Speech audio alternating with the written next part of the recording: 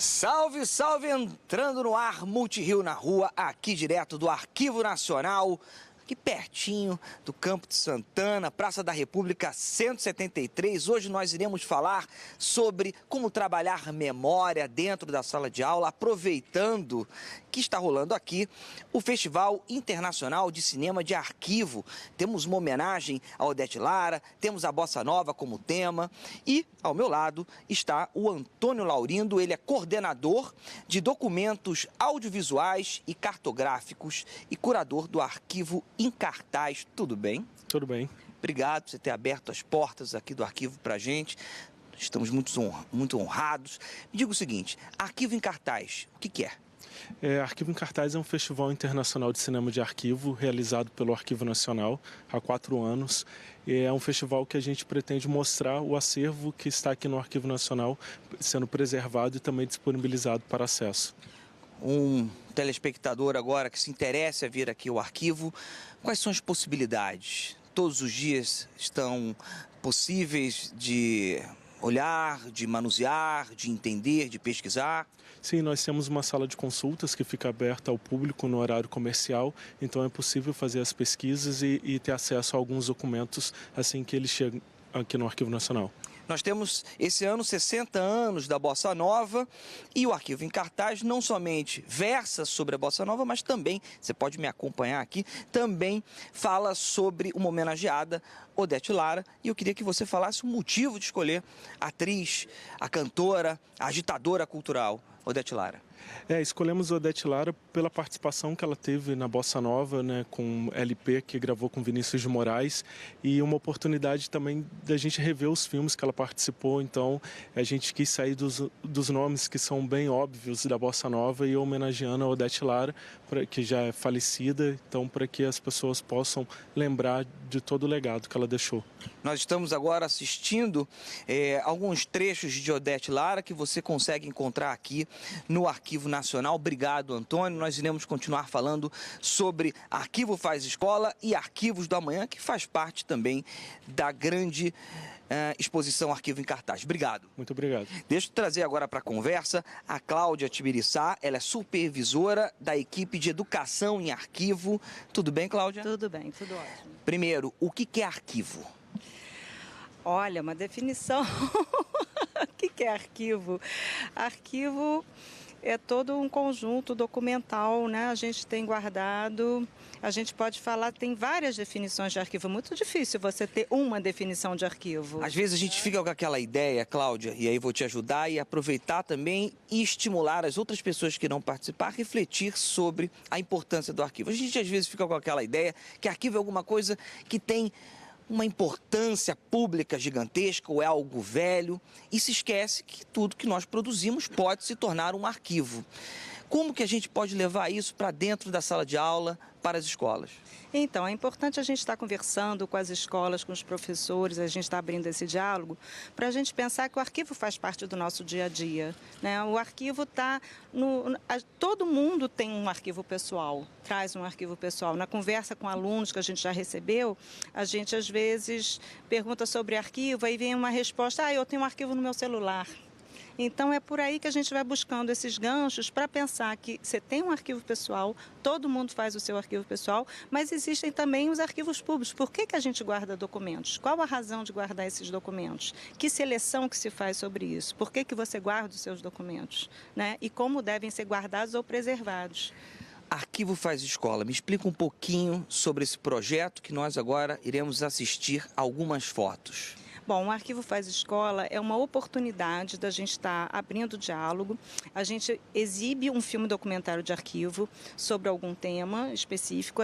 Todo ano, a gente está fazendo uma exibição por mês. A gente convida as escolas e convida um professor especialista no tema para conversar com os alunos sobre o tema do filme. Então, é interessante para a gente pensar também que o filme é um documentário, um filme é um arquivo, né? E como é que esse arquivo pode estar presente no nosso dia a dia e questões que ele traz que estão presentes hoje, nas discussões que a gente tem hoje sobre educação, né?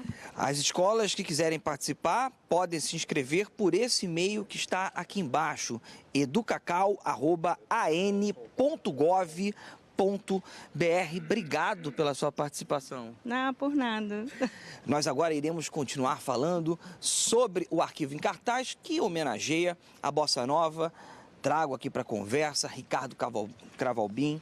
Nos conhecemos há muitos anos, fui estagiário dele, historiador de MPB, responsável pelo Instituto Cravalbim, que tem um longo trabalho sobre mapeamento de escritores, de compositores, de músicos. Iremos agora falar sobre os 60 anos da Bossa Nova, que você encontra aqui no Arquivo Nacional, em especial na mostra Arquivo em Cartaz. Tudo bem, Ricardo?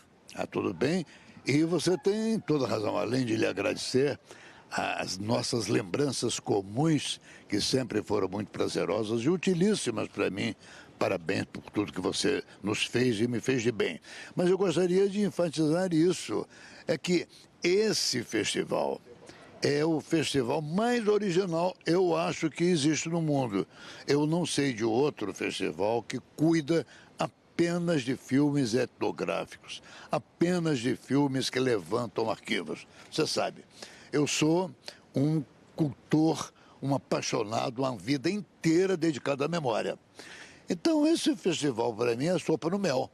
Eu fico absolutamente encantado e fico super mobilizado por tudo o que passa aqui. Além, naturalmente, já é memória, os 60 anos da Bossa Nova. Pois é, nós agora estamos vendo algumas fotos do Rio de Janeiro das décadas de 1950, 1960. Isso daí é um grande apanhado daquele cenário que era cultuado pela Bossa Nova.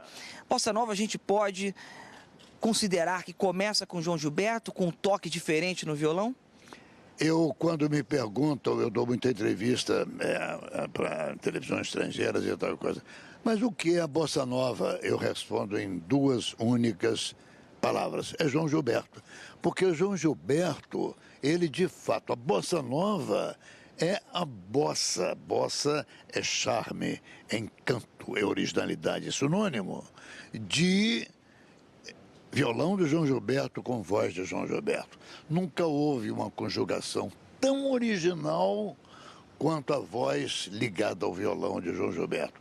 Isso é, de fato, o que se chama de Bossa Nova Mundial. E a gente consegue traduzir a Bossa Nova sobre diferentes aspectos e também sobre diferentes linhas, porque ela não fica numa só, né? Você tem uma linha mais política da Bossa Nova, você tem uma que cultua o Rio de Janeiro, você tem outra que mistura. A gente falou de Odete Lara, o Antônio falou de Odete Lara. Odete Lara grava com o Vinícius, se não me engano, em 1963. Temos Vinícius de Moraes, temos Tom Jobim, nós temos os dois indo para Nova York, em especial Tom Jobim. A gente consegue ver o grande pico da Bossa Nova em qual momento? Bom, certamente no momento em que Tom Jobim, e não infelizmente Vinícius, mas Nilton Mendonça, jogam e acontecem milagrosamente no mercado norte-americano duas músicas, Desafinado, Out of Tune, e Samba de uma Nota Só, One Note Samba. Arrebentou nos Estados Unidos. Isso permitiu o concerto de 1962 no Carnegie Hall, em que houve um show de Bossa Nova.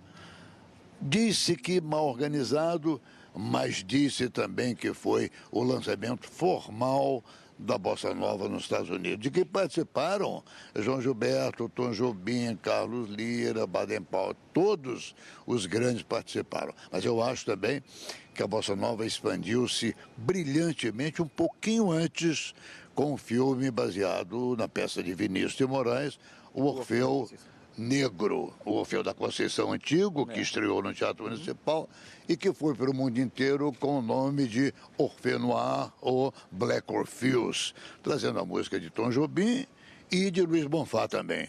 Há nela uma canção clássica, que era uma canção da Bossa Nova, mas também não da Bossa Nova, Manhã de Carnaval, mas Se Todos Fossem Iguais a Você, a trilha de Tom e Vinícius. Você vê os olhos aqui que não param, não piscam. É claro que é interessante conversar com o professor Ricardo. Muito tempo. corrigiu-me ao vivo e isso daí é o mais importante. De fato, Tom Jobim foi primeiro, depois que o Vinícius vai até Nova York. Muito obrigado, mas muito obrigado mesmo, professor Ricardo. Agora quero trazer para a conversa uma outra professora, a professora Malvina Fernandes. Ela é gerente do Centro de Referência. Pode ficar aqui do meu ladinho. Opa, já atravessou aqui a câmera. Não tem problema, ao vivo é assim mesmo, professora. Ela é gerente do Centro de Referência Anísio Teixeira. Tudo bem, professora? Bem, bom dia. Bom dia. Vamos falar sobre memória dentro da sala de aula. Nós começamos falando sobre o arquivo em cartaz, que é um grande trabalho de retratar a memória não somente da Odete Lara, mas também da Bossa Nova. Outros filmes, outros debates sobre fotos, sobre acervos estão acontecendo aqui do dia 10, começou anteontem, vai até o dia 14, e eu quero trazer para dentro da sala de aula por que é importante os professores trabalharem memória e que memória é essa? Olha, bom dia, né? Eu acho que, assim, a questão do habitar o tempo, né? A memória, ela traz essa possibilidade de você pegar aquilo que está lá atrás e trazer para o seu tempo, discutir esse seu tempo agora, nesse momento. E isso em sala de aula é fantástico, porque isso é uma possibilidade da gente rediscutir coisas, pensar no que foi feito. Porque, na verdade, assim, a gente não consegue pensar num futuro sem pensar nessa base que é passado associada ao presente. Não existe, porque o futuro ele não existe de fato. O que existe de fato é o passado e é o agora. Então, a gente só projeta esse futuro com esse trabalho. Voltando para a sala de aula, eu posso te dizer que, assim, constituir centros de memória na escola pode ser um bom começo para esse trabalho, né? Você poder trabalhar com a metodologia da pesquisa, em cima dos documentos que a escola tem, em cima da comunidade, da trajetória dessa escola. Isso pode trazer um sentimento de pertencimento desses alunos com a escola fantástico. A gente precisa começar a Isso investir. pode ser trabalhado em fotos, em vídeos, em memórias de quais condições? Por quais caminhos da memória a gente pode começar a trabalhar? A gente tem um acervo que é documental da própria escola, que as escolas já têm isso, né? Mas a gente também pode começar a fazer uso dessa metodologia, por exemplo, da história oral, investigar as pessoas que fazem parte daquela comunidade, que estudaram, que vivenciaram a construção daquela escola, daquela comunidade ali, transformar esse trabalho num suporte que vai também ser um acervo de memória, né? E também trabalhar com as pesquisas, olha, analisar versões, né? A gente, com a história oral, a gente tem essa possibilidade, né? Você fala algo que o outro vivenciou também, mas que também não fala a mesma coisa, né? Então, flexibilizar um pouco a memória já constituída, né? Muito obrigado, professora Malvina. Eu vou trazer um exemplo real. Vem aqui pro meu lado. Vem aqui. É a Lindiele Brandão. Ela tem 16 anos, estudava na Escola Municipal Visconde do Rio Branco, Nona CRE, minha querida Nona CRE, Campo Grande. Ela dirigiu 2 filmes lá, mas não queria perder o mote da professora. A professora Malvina falou sobre o trabalho nas escolas, sobre o olhar, sobre a história das escolas. Nós temos diferentes rolés acontecendo no Rio de Janeiro, incentivados pelos professores, ou seja, conhecendo os seus bairros, entendendo os seus bairros. Isso é uma forma também, professora, de você discutir a memória in loco, escutando os moradores, escutando os professores e fazendo daquele seu bairro um novo olhar. Mas vamos voltar aqui para a Lindiele Brandão, que tem 16 anos e dirigiu o primeiro filme que eu quero falar seu, é Uma História, um Legado. Nós estamos vendo um trechinho que é sobre Alexander Lax, um sobrevivente do Holocausto. Lembrando que ontem, dia 11/12, o nazismo declarava guerra aos Estados Unidos, isso daí em 1941. Como é que você está? Tudo bem? Tudo bem, sim. Como é que foi o começo da sua produção? Como é que a escola te incentivou a botar a mão na massa e a filmar, no começo, Uma História, um Legado? Bom, eu participei muitas vezes da jornada Direitos Humanos e Holocausto, inclusive participei do concurso de redação e também de várias palestras que o seu Alexander Lax, ele dava, assim, e comecei a criar um vínculo com ele, com sua família. E quando foi encerrada essa jornada em 2015, ele veio a falecer pouco antes, ele participaria desse encerramento, então veio a sugestão da minha mãe, que é professora da rede, de criar esse arquivo do legado do seu Alexander, para poder deixar a memória dele viva. Então, foi assim que surgiu essa ideia. E quais foram suas primeiras pesquisas? Foram com a família dele, também o que ele já havia passado nessas palestras, e foi assim. Você entrou em contato, já te deram contato? Me diz um pouquinho do trabalho, dos primeiros passos de se fazer um filme. Eu entrei em contato com a família, inclusive eles deram autorização de imagem e tudo mais. Foi uma pesquisa mais, assim, individual, nas redes sociais dele, de sua família. Foi uma coisa mais... não foi tão elaborado, assim. No segundo passo, você compôs, e eu acho que toda forma de arte é uma composição, você compôs Origem de Lessa. Me fala um pouquinho sobre esse teu filme. Então, aconteceu um concurso da Academia Brasileira de Letras, de redação, e eu queria participar, mas eu queria fazer um vídeo para poder homenagear a Origem de Lessa. Então, foi surgindo a ideia, a professora de sala de leitura da Visconde, eles organizaram momentos com documentários, onde os alunos assistiam e estudavam para produzir essa redação. Eu cheguei a produzir a redação, mas o interesse era mais no vídeo. Aí eu comecei a anotar as informações mais interessantes, fui fazendo o roteiro e produzi. Acabou que a Academia Brasileira de Letras gostou e passou também no dia da premiação. E foi assim. Por que trabalhar a memória foi importante para você? Porque essa juventude de hoje em dia, eu me incluo nela, a gente precisa muito resgatar essas memórias antigas para não perder, sabe, o passado. Porque o passado ele é importante pra gente. Viver no presente, você conhecer o passado é como viver no escuro. Então, eu acho muito importante isso de trazer à memória pessoas que foram importantes, que trazem uma reflexão pra gente. Nós estamos chegando ao final aqui da entrevista, atravessamos diferentes fases, também com diferentes pensamentos, ou seja, nós tivemos o Antônio, nós tivemos a professora Cláudia, tivemos Malvina, Ricardo Cravalbim, e todos falaram sobre filmes, sobre vídeos que foram retratados e que estão aqui em cartaz. Como é que você vê os seus filmes sendo discutidos daqui a 30, 40 anos, como nós estamos vendo alguns aqui no Arquivo Nacional? Eu fico nervosa de pensar. Eu nunca imaginei que um dia os vídeos que eu faço seriam exibidos assim. E é muito gratificante ver e saber que um dia eu vou influenciar de forma positiva a vida de, quem sabe, um jovem que precisa de um olhar mais crítico. Olhando ali para a câmera, estimula professores e alunos, profissionais de educação, toda a comunidade escolar a trabalhar a memória, também para produzir audiovisual, por que não? Então, invistam nos jovens, nas crianças, porque parece que não, mas vale a pena, entra na nossa cabeça, a gente muda o mundo assim, muda nós mesmos e é muito importante. Muito bem, é assim que nós chegamos ao final de mais um Multirio na Rua, aqui direto do Arquivo Nacional. Está rolando aqui o arquivo em cartaz até o dia 14 de dezembro. Tem uma programação diversa que vai das 10 horas da manhã até mais ou menos às 10 da noite. Você tem uma homenagem a Odete Lara, você tem Bossa Nova sendo o tema e você tem um convite aberto à sua presença. Muito obrigado, até o próximo Multirio na Rua. Tchau, tchau. Foi.